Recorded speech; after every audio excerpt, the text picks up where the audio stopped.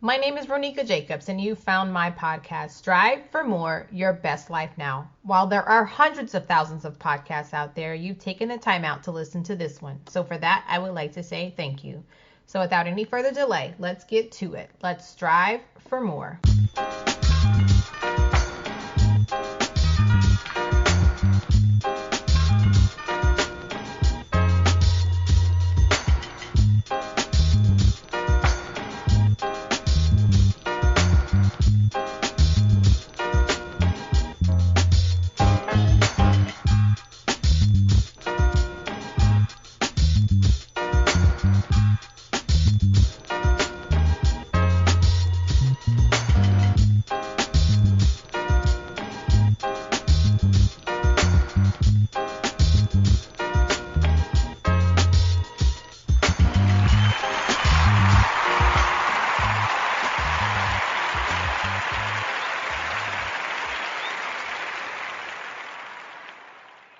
Jothi is an author, international speaker, holistic wellness specialist, coach, dance director, and an award-winning leading female cybersecurity executive. As a pioneer in the field of cybersecurity and one of just a handful of leading female CISOs in the world, she is truly passionate about empowering women to face their fears, build confidence in themselves, and shatter the glass ceiling. With a lifelong commitment to empowering people to take charge of their health, wellness, career, and their life as a whole, Jothi founded the Power of Healing 360 Holistic Wellness Practice. In this episode, she will share how she helps her clients with an epiphany call towards a more holistic and fulfilling healthy life through alternative methods such as dancing to essentially have it all. Hi, Jothi. Welcome. Thank you so much for being a guest on my show. How are you? Thank you so much for that amazing introduction. I am so thrilled to be here today. Well, I hope I gave you justice as far as introducing you because you are a remarkable woman, and I'm so excited to have you on my show. Thank you. Thank you. I'm glad to be here, and hopefully this will be an inspiration for everyone else out there.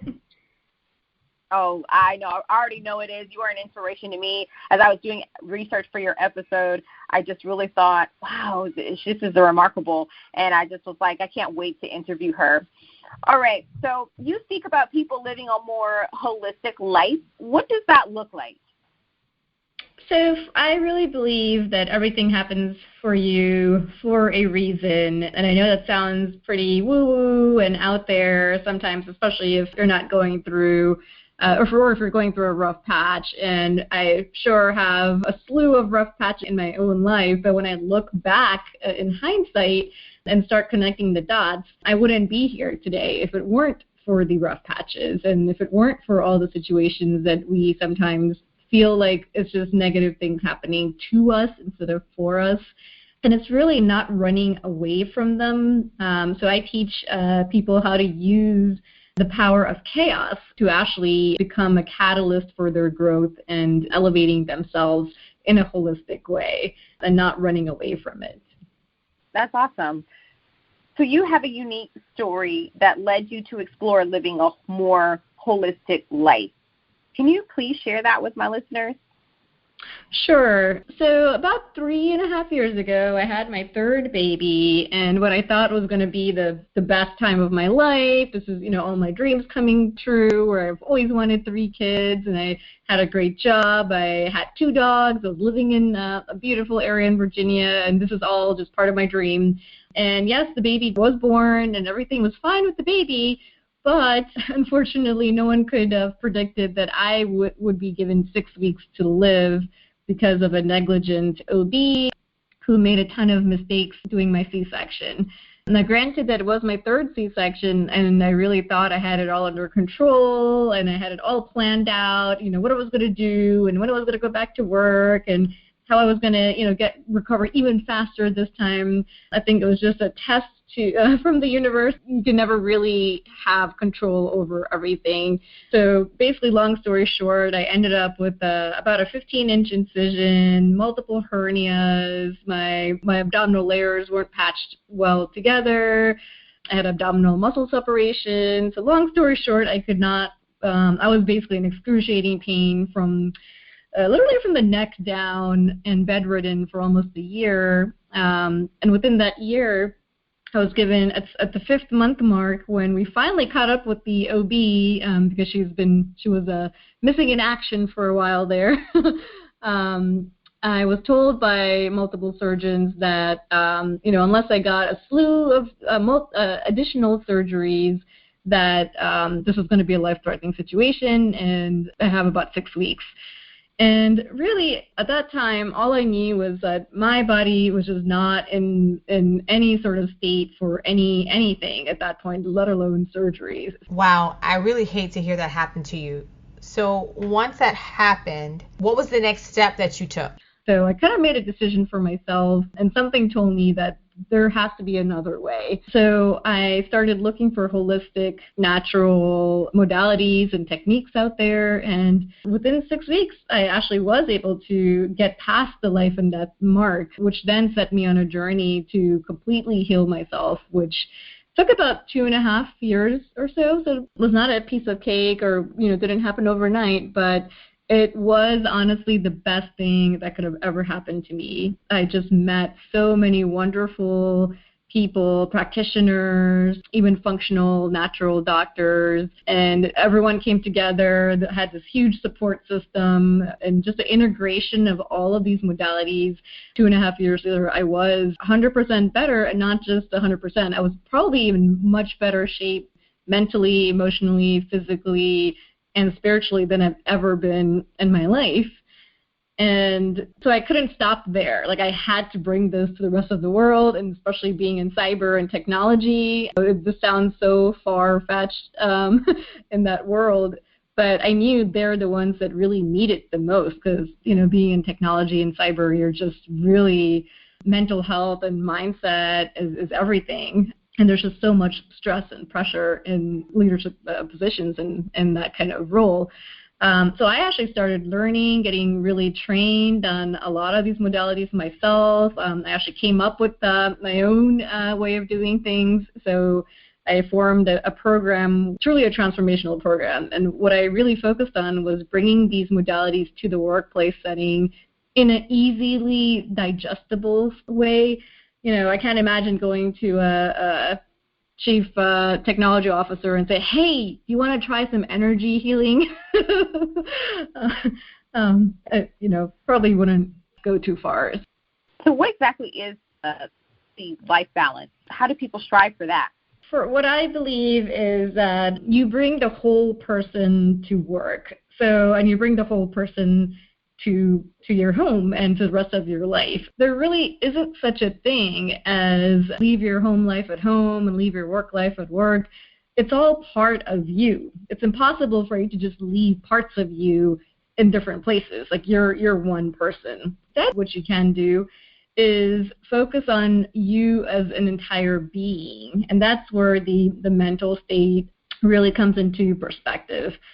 So if, let's just say there's something troubling you at home. Maybe you have a child that's sick, or maybe, your finances aren't as stable as you'd like. That is still part of you that's not going to go away when you actually take yourself to work. And likewise, if you have something going on at work, maybe there's an incident, or maybe your boss said something to you, or maybe there's a difficult employee, and you have to deal with all of the stress at work. Again, it's not going to go away just because you go back home and you have to now deal with your family. So when we try to push things away or push things down, that's when we actually build up more resistance to it, and then at some point it's going to catch up with you. So all of these suppressed feelings and suppressed emotions that we keep trying to push downward in ourselves, at some point, there's still emotions and feelings that are within you. They get stored in your cells, in your tissues, in your body. And then if you don't take the time to actually process them and release them, then that's what leads to the physical ailments. Oh, I know I can agree with that, because even just speaking about myself, which actually leads me to the next question, with so many responsibilities that you have, and you're trying to balance work, you're trying to balance home, and even your own personal self-care. So it does feel like sometimes your body is shutting down. And so that's why I want to talk about I hear working parents, even just such as myself, they talk about mommy guilt. And, I mean, even some dads are starting to talk about, dad guilt. You feel guilty because, you're having to work and fulfill your duties as a working professional. But then at the same time, you feel guilty at home. And especially now, recently, when the pandemic happened and people had to make that shift and transition to work from home and parent their children and be a teacher all at the same time. In a regular world without the pandemic, how can managers, in your opinion, be more supportive of parents in the workplace?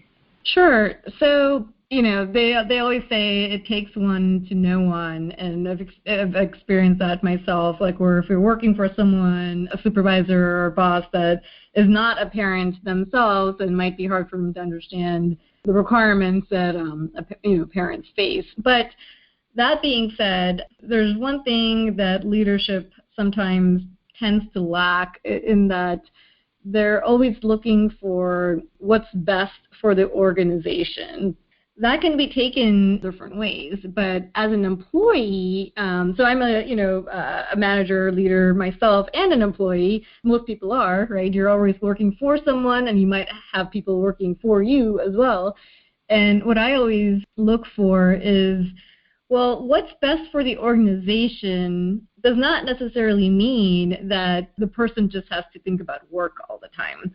So I truly value the, employee engagement activities, making sure the employee that work for you feel that they're being heard, they're being valued, their happiness is given a voice, and that they do have a voice in everything. They're not just being told what to do.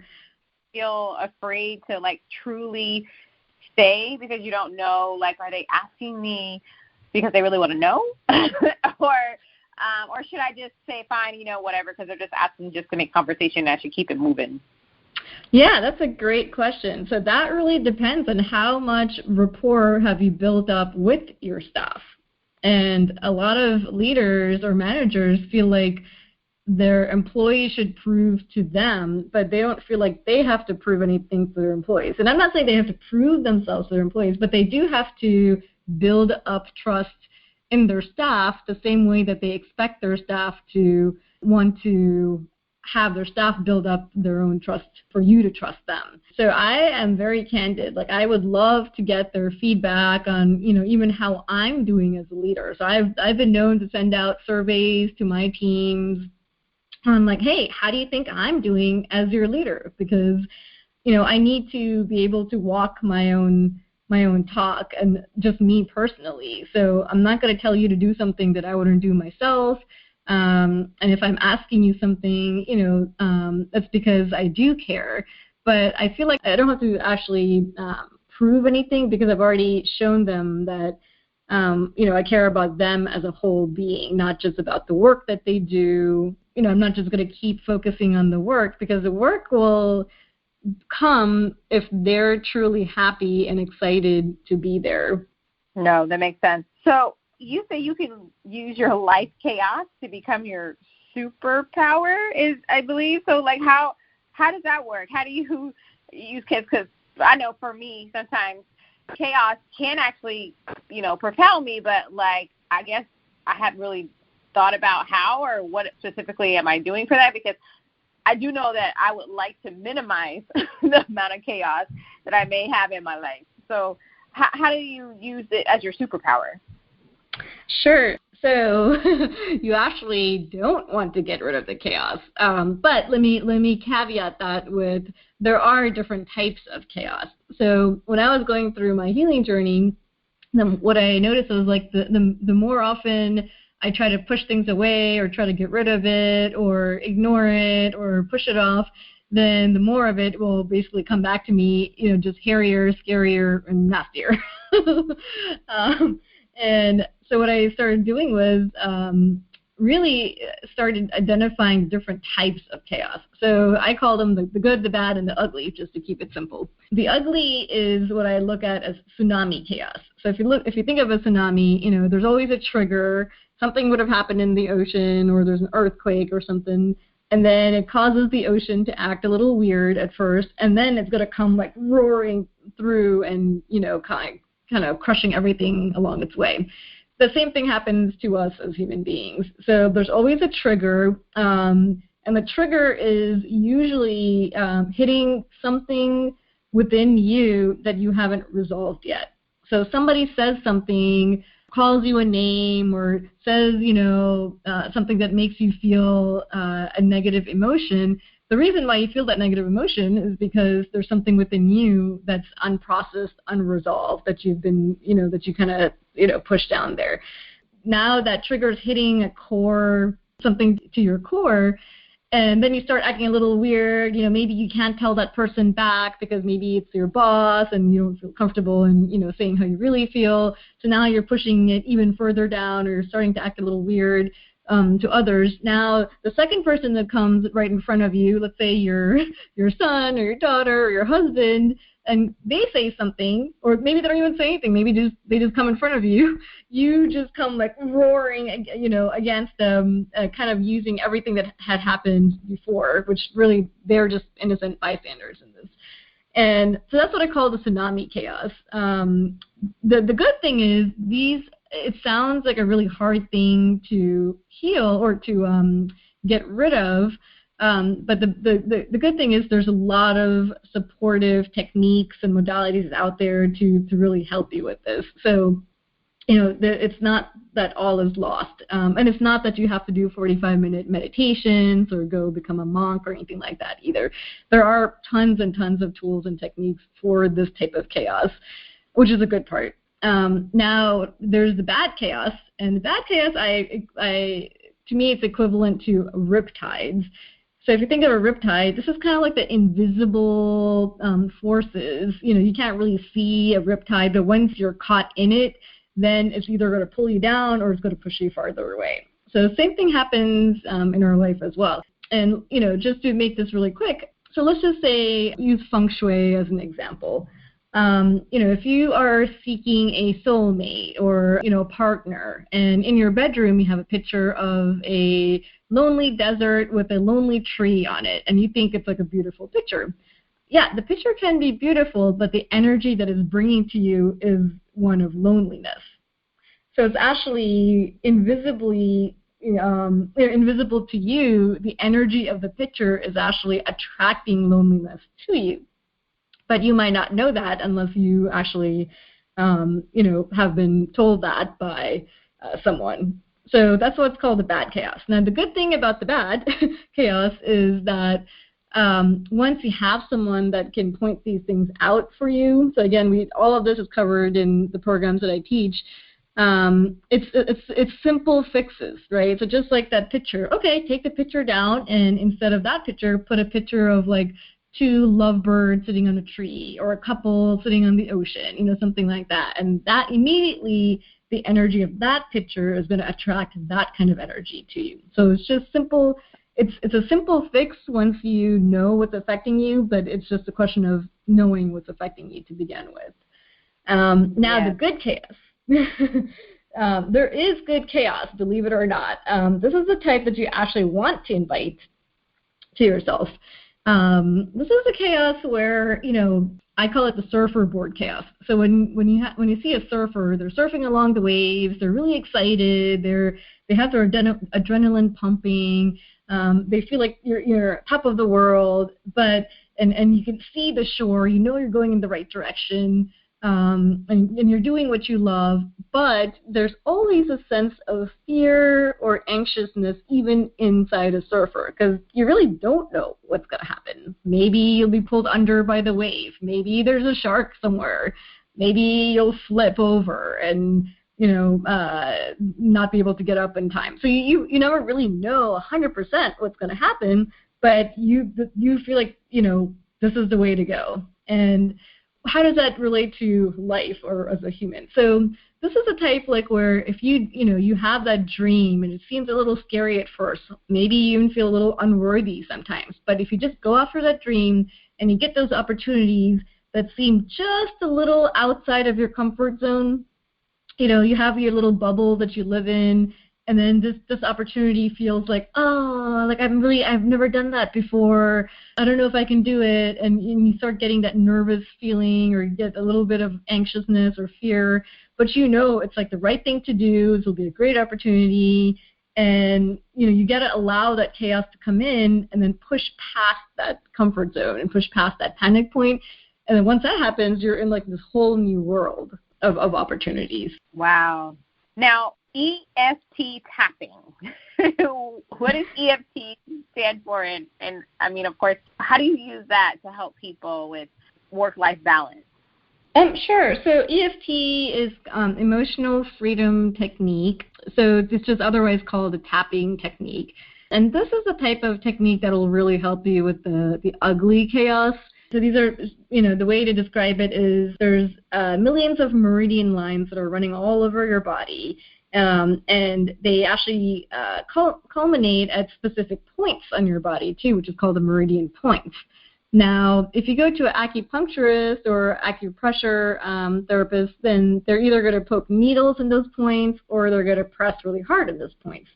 The great thing about EFT is you don't technically have to go anywhere. You can actually do this from home, anywhere you are, anytime, and you can do it by yourself. So you just tap on those specific points. Like one point is a karate chop point, which is the common one, which is basically on the side of your palm, side of your hand, like right underneath the pinky, about halfway in the middle between your wrist and your pinky. And you just take two fingers from the other hand. Really doesn't matter which hand you use for what. So use two fingers from the other hand, and then you just tap on that middle point, the karate chop point. And just by tapping there for a few minutes, you'll start noticing that your energy is starting to shift and it's starting to circulate better. And you start releasing all of the blocks that you might have been storing in those meridian points.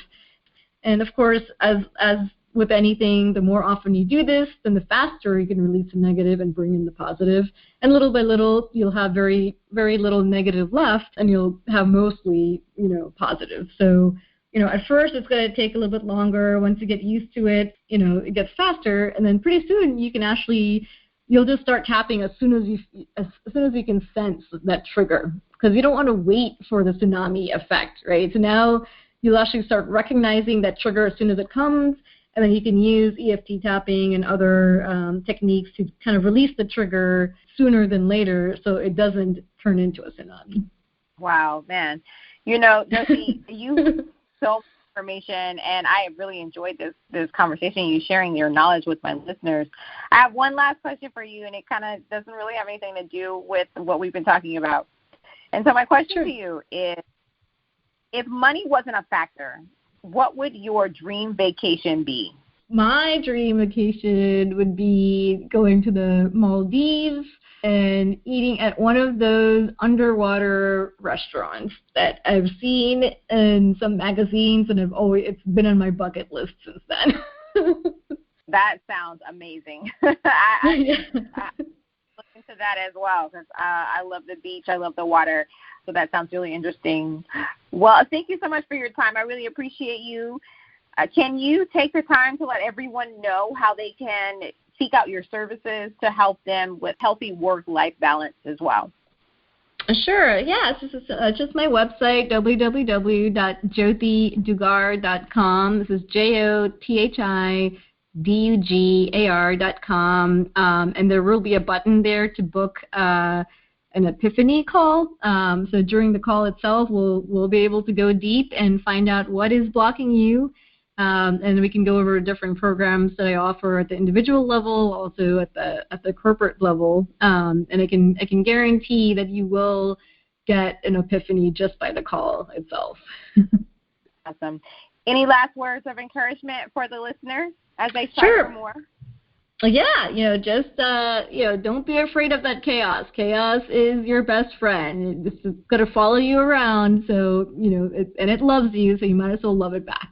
Well, Jothi, I wish you nothing but blessings and abundance to you and your family, and I thank you so much for being a guest on my show again.